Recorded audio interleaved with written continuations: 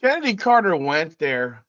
She sure as hell went there with that tweet.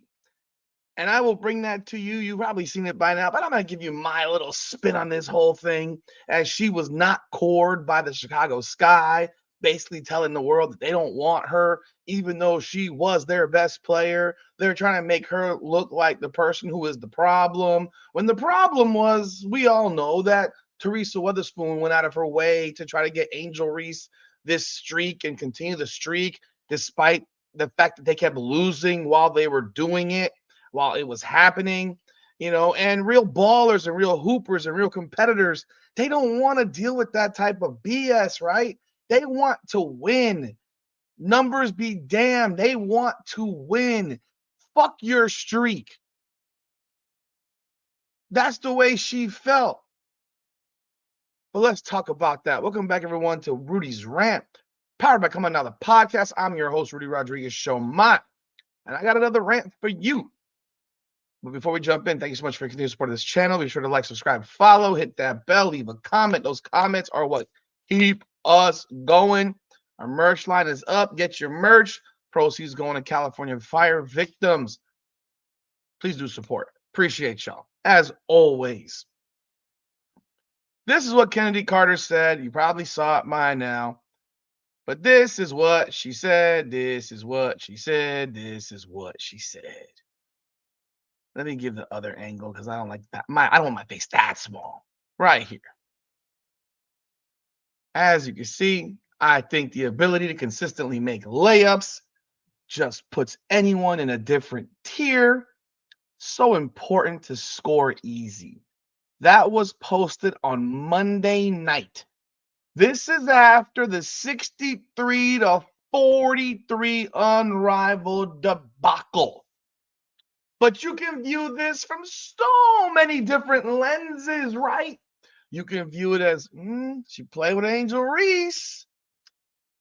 You can view it as she's watching a bunch of people who can't make layups despite the fact that they're half a foot taller than her. Remember, Chennedy Carter is only 5'8". She follows it up with, I just focus on me. That was literally about me and how special of a craft it is. Not bothered at all by the spins. You telling me how you really feel, to be honest. Had nothing to do with anyone but myself. That was posted the next day. I don't know what time, but the next, you know what? Okay, Chennedy. I'll roll with you on that. We know that's bullshit, but okay. She doesn't want to look like she's bitter, and I understand it because there's already an opinion of her floating around that she is a problem, and she is the problem. She kind of has that aura because of situations when she was younger. She's 26 years old, people. She's not some old lady. She's not some, I'm sorry, 35, or she's 26. She's made mistakes. She has an attitude. She's a dog. Are you being held on everything you did when you were 22, 23, 24? Are you really being held on that? I hope not. If you're in your 40s, I would hope not. But what I did when I was in my early 20s, late teens, not the brightest, not the wisest, said the wrong things. Hell, I still say the wrong things. People aren't perfect. And this whole mentality that we have that she's the cancer in a locker room, yeah, you know what? When you're so damn good at something and you see things from a certain lens and you watch what's happening and your team is losing because they're doing certain things. Now, I can't speak for her first two stops. I know what I saw in Chicago. I know that when she was playing, they were winning. When she played, they were winning. And then the streak started to happen and then they started losing. When the streak became the focus for the Chicago Sky started to lose. In fact, during the streak, they lost a lot more than they won. And when you have a clear disparity in talent and you're being forced to feed the post of someone who can't make a layup, it can create some level of bitterness. And I don't care who you are. if I'm a Chicago Sky fan, I would have been disgusted watching that happen. I mean, it just is what it is. When you see that your teammate cares more about her numbers and herself than winning, the writing's on the wall. And I'm talking about Angel Reese. When she was begging for the ball, up 7 with 8 seconds left to score, when she was begging for the ball with 7 seconds left, down 14 to score, you kind of see what kind of teammates you've got. I like winners. I like dogs. And someone will say, oh, well, Angel Reese won a national championship. Yeah, that's not the same. It's not the same. Winning a college national championship when your team is stacked is not the same as winning at this level in the WNBA, not a professional level. But if you keep going through these posts, someone said, why y'all being weird in the comments? She's clearly talking about the Unrivaled game that just ended, laughing face. Yeah, kind of, sort of. She was, and she was also talking about this life itself. Yeah, the games have been pretty good, though, how, Chennedy Carter says. Someone had the graciousness to post this up. I don't know where they got this from, but I'm going to presume that someone made this graphic. I want you to see this graphic. This graphic is, oh my God, the best and worst field goal percentage on layups. I think it's rather ironic that the top 2 players who were 5'10" and shorter played for the Chicago Sky last year. Lindsey Allen at 63%, Chennedy Carter at 60.3%. At 5'11" to 6'1", Caitlin Clark, number 1 at 61.3, ahead of Nafisa Collier at 60.2.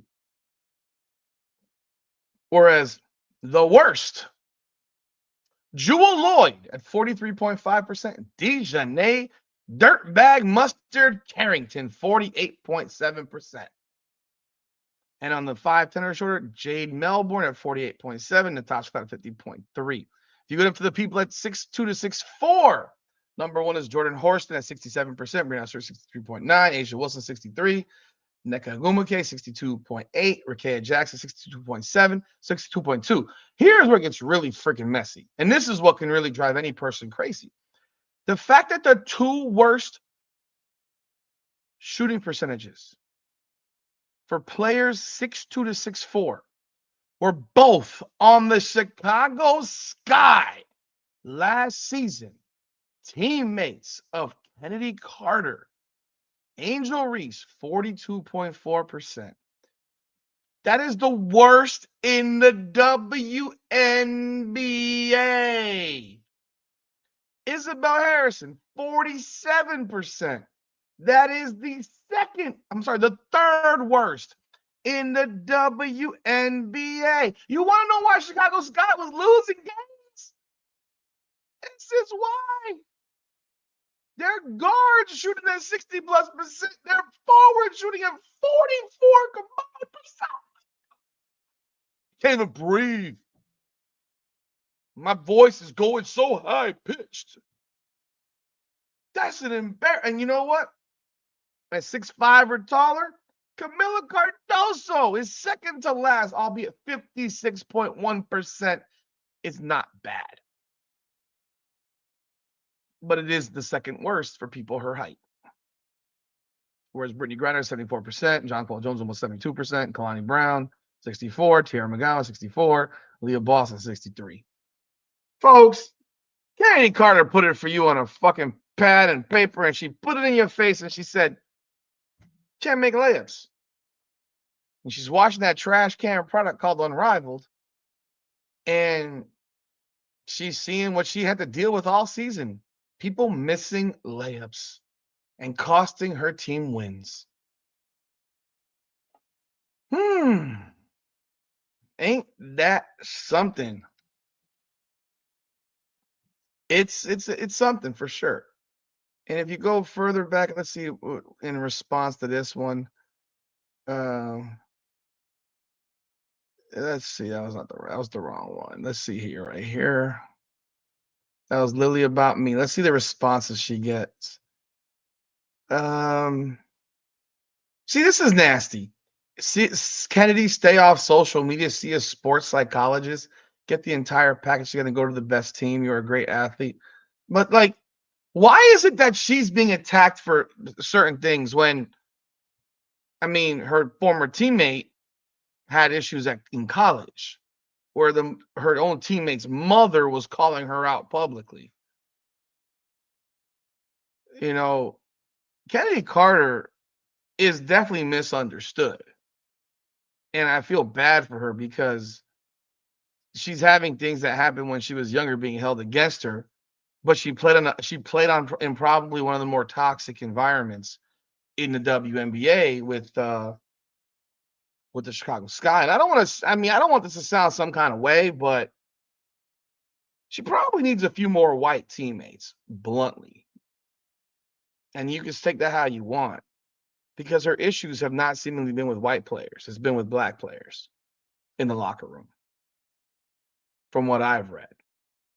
Maybe she needs a few more white teammates because it's amazing how the MVP on her team in China, averaging over 30 a game, who just had a 35, 17, and 10 triple double or something like that, how she can find a way to get along with the Chinese women's basketball players. But she has issues with the black women basketball players in the WNBA. It's interesting. It's something to think about. I mean, realistically, it is something to think about because she's not having any issues in China.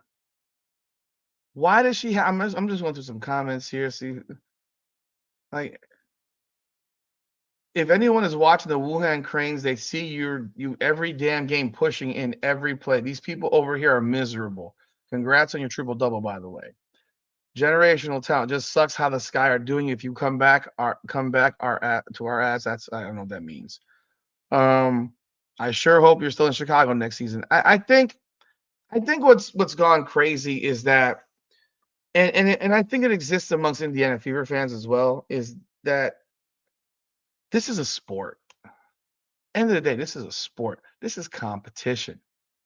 If you can't deal with competition as a fan, as a player, I don't know what you want. Like you want people, you want to win, right? You want to win. And this is going on in Miami right now with Jimmy Butler. It's gone way out of hand at this point, and I've made videos. I'm a humongous Jimmy Butler fan, but even today, Jimmy Butler, when he decided to miss the team flight, with the whole world watching him, it's a horrible look. It's completely unprofessional, and he got suspended for 2 more games, and he deserves it. He earned that suspension. Act like a professional. But to dismiss what he did for the Miami Heat in leading this team to 2 NBA Finals appearances while playing next to guys that would not be the 4th best player on any title team, but carrying them there twice.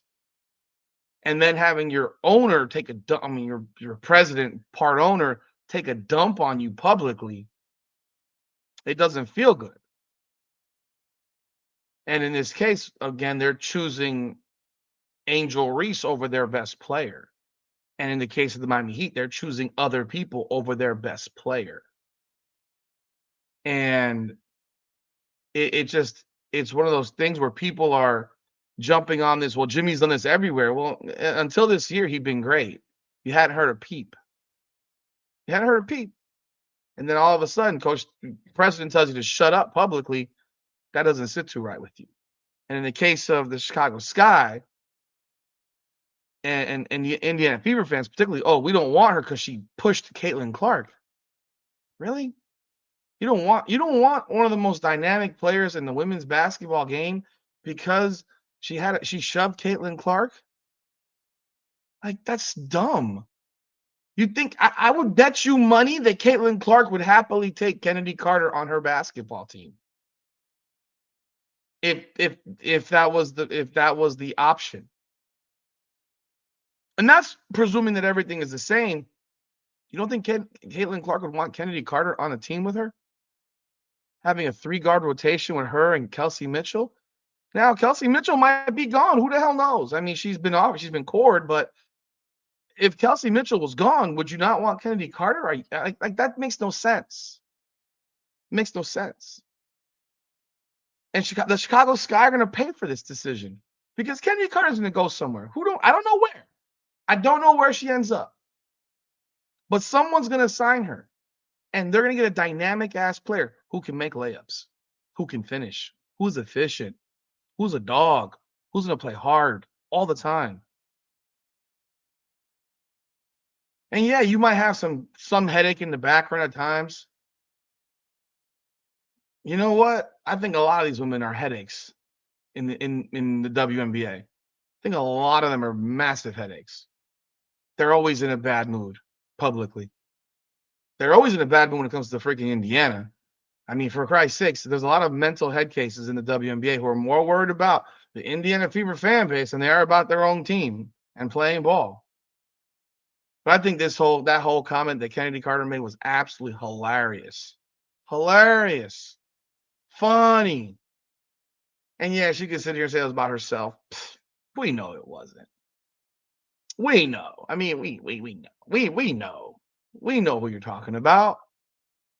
Because that's the reason you're not on the team anymore. I don't want to hear that Angel Reese is heartbroken or that she's sad as she talks out of one side of her mouth, but then talks out the other side of her mouth as well. Because the reason that Chennedy Carter was not cored is because of Angel Reese, bluntly. You don't have to believe it if you don't want to. They'll never reveal that, but that's why she was. If Angel Reese wanted Chennedy Carter back on the team, Chennedy Carter will be back on that team. You guys, I'm telling you right now, the power of player is huge. Angel Reese is still a draw, and they want to sell tickets, and they want all that good stuff. And she is a draw, and she still has a fan base that far exceeds that of Chennedy Carter. But if she wanted Chennedy Carter back on that basketball team, Chennedy Carter would be a cord player in Chicago. Trust me on that. But she doesn't want her, so they let her go. So let me know your thoughts in the comments. Love to hear what you got to say. What did you think of Chennedy Carter's commentary? I think it's hilarious. I think it's beautiful. I think it calls out the bullshit. I love it. I love every minute of it. And when you have this, to show it, I mean, folks, when you got this right here, where is that? Right here.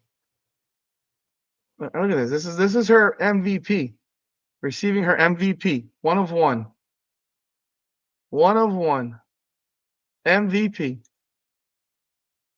Where'd that image go? Come on, where did that go? Ah, man, did it disappear on me? Where did that crap go? Where'd the lamp post go? It disappeared? I hope she didn't delete this crap. Come on now. I was literally just looking at it a second ago. Oh my word. Come on now. Don't tell me that she deleted this. Why would it have disappeared? It was just there. You saw it. It was just there a second ago. Oh, here we go. Okay, no. I knew I knew it. This, when you see this, and then you see this, bruh. There is your evidence of the shit she had to go through last year. But that's all I got. Let me know your thoughts in the comments. Appreciate what y'all have to say. I'd love to hear from you. Let me know. Like, subscribe, follow. This is Rudy's Rant. We talk facts over feelings. Come on now.